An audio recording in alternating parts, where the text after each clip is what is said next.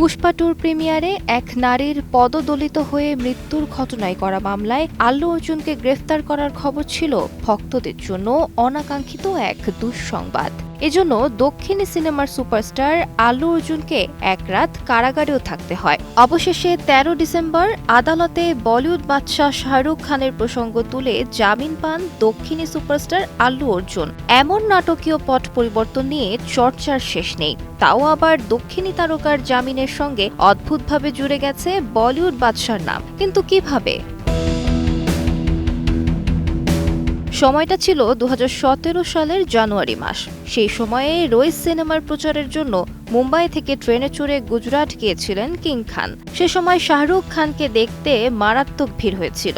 সেই জনসমাগমকে লক্ষ্য করে এই বলিউড সুপারস্টার ছুড়ে দিয়েছিলেন কিছু টি শার্ট, আর সেগুলো লুফে নেয়ার চেষ্টায় সৃষ্ট হুড়োহুড়িতে পদদলিত হয়ে মৃত্যু হয় এক ভক্তের, যার জেরে শাহরুখ খানের বিরুদ্ধে দায়ের করা হয়েছিল মামলা।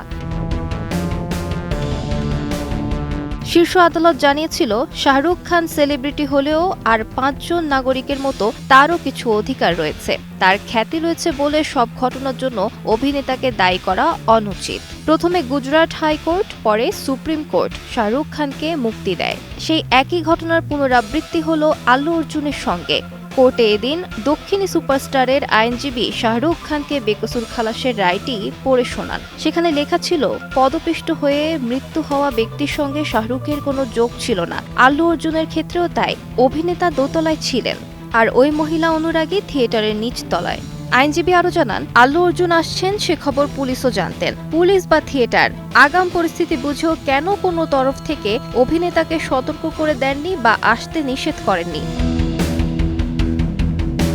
শাহরুখ খানের অতীত উদাহরণ শোনার পর ৫০,০০০ টাকার বন্ডে অন্তর্বর্তী জামিন পান আল্লু অর্জুন।